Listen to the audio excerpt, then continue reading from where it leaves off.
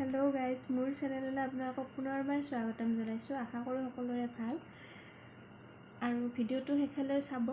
শেষত like comment share and subscribe কৰিবলৈ নাপাহৰিব। আজি মই বনাবলৈ লৈছো কম মছলাৰে লোকেল মুৰ্গীৰ মাংস।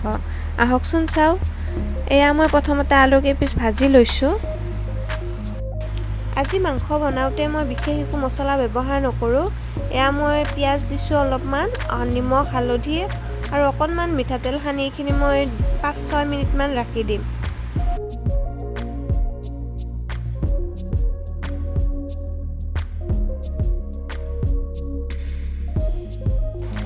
আজি মই মাংস বনাওতে ইমান বেছি মই তেলো ব্যৱহাৰ নকৰো। এয়া অলপমান তেল দিছো আৰু গৰম হৈ অহাত মই এতিয়া ইয়াত তেজপাত দুখিলা দি দিছো আৰু অকণমান ৰঙচুৱা হৈ পৰাত মই ইয়াত পিয়াজ দি দিম।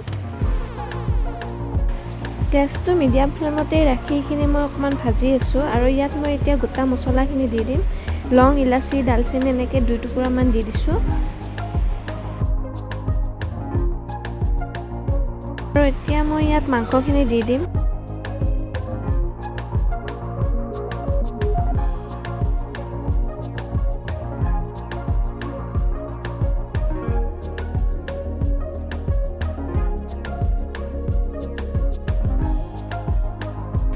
আৰু যেতিয়ালৈকে মাংসৰ পানীটো শুকাই নাযায় তেতিয়ালৈ মই গেছটো মিডিয়াম ফ্লেমতে ৰাখি লৰাই থাকিম।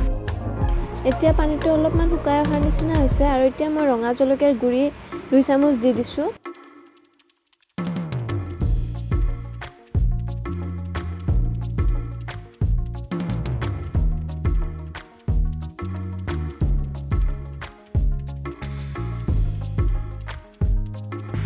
এয়া দেখিছেনে আমাৰ মাংসখিনিৰ প্ৰায় পানীখিনি শুকাই আহিছে আৰু এতিয়া মই ইয়াত আদা নহৰু পেষ্ট দি দিম। আদা নহৰু পেষ্টখিনি দি মই অকণমান সময় আকৌ ভাজি ল'ম।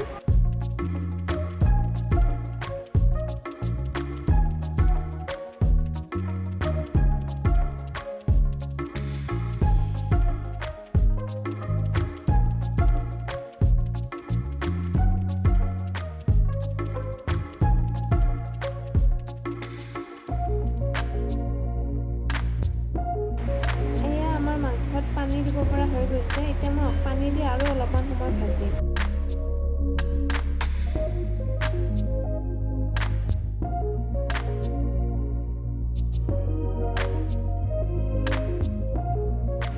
এয়া মাংসৰ পানী প্ৰায় শুকাই আহিছে আৰু এতিয়া মই ভাজি থোৱা আলুখিনি ইয়াত দি দিম আৰু আগৰ নিচিনাকৈ অলপমান পানী দি আকৌ ভাজি ল'ম।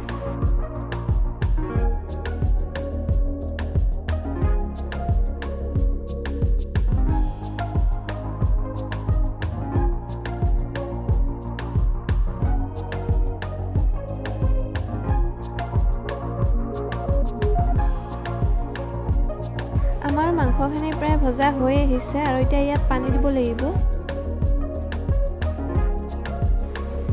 এতিয়া মই ইয়াত গৰম পানী ব্যৱহাৰ কৰিছো। একদম উতলা গৰম পানী ইয়াত দি দিছো আৰু গেছটো হাই ফ্লেমত ৰাখি মই উতলিব দিম।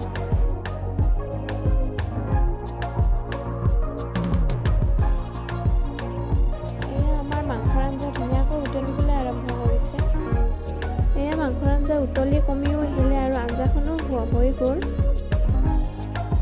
এতিয়া মাংসৰ আঞ্জাখন মই আন এটা বাটিত কাঢ়ি ল'ম আৰু কেৰাহীখন আকৌ এবাৰ তুলি দিম। সেইখন কেৰাহীকে মই আকৌ এবাৰ তুলি দিছোঁ আৰু ইয়াত অকণমান মিঠাতেল দি মই ৰঙা জলকীয়া এটা ভাঙি দিছোঁ আৰু এতিয়া মই এই মাংসৰ আঞ্জাখিনি ইয়াত আকৌ এবাৰ দি দিম।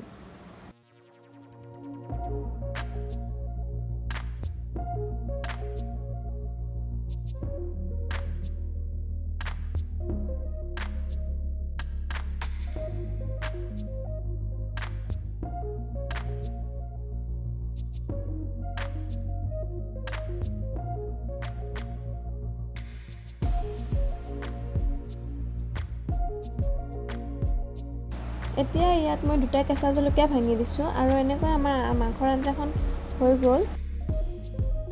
আপোনালোকেও মাংসৰ আঞ্জাখন এনেকৈ বনাই খাবচোন, খাবলৈ বহুতেই সোৱাদ হয়।